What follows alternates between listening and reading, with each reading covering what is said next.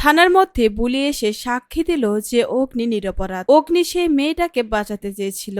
এবার কি অগ্নির মুখোমুখি হবে বুলি? কথা ধারাবাহিকের আজকের পর্বের আপডেট নিয়ে চলে এসেছি। চ্যানেলটি সাবস্ক্রাইব করে ভিডিওটিতে একটা লাইক দিয়ে শেষ পর্যন্ত দেখুন। কথা ধারাবাহিকের আজকের পর্বে আমরা দেখতে পেয়েছি অগ্নি সারা রাত পরে বাড়িতে ফিরে। বাড়িতে ফেরার পরই অগ্নিকে দেখে সবাই অবাক হয়ে যায়, আর সেখানে সবাই বলতে থাকে অগ্নি বাড়ি ফিরেছে। এবার অগ্নিকে যখন তার মা এসে কিছু জিজ্ঞাসা করবে তার আগে বাড়িতে চলে আসে পুলিশ, আর পুলিশ এসে বলতে থাকে অগ্নি রাস্তায় একটা মানুষকে অনেক বেশি মেরেছে, তাই আমরা অগ্নিকে গ্রেপ্তার করছি।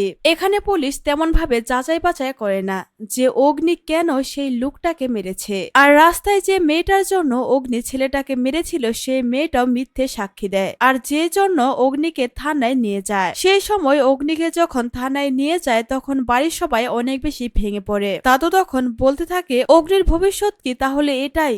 অগ্নি কি ঠিক হবে না? অন্যদিকে অগ্নিকে যখন তুলে নিয়ে যাচ্ছিল তখন সেখানে অগ্নিকে দেখতে পায় বুলি, আর বুলি তখন রাগে গজগজ করতে থাকে।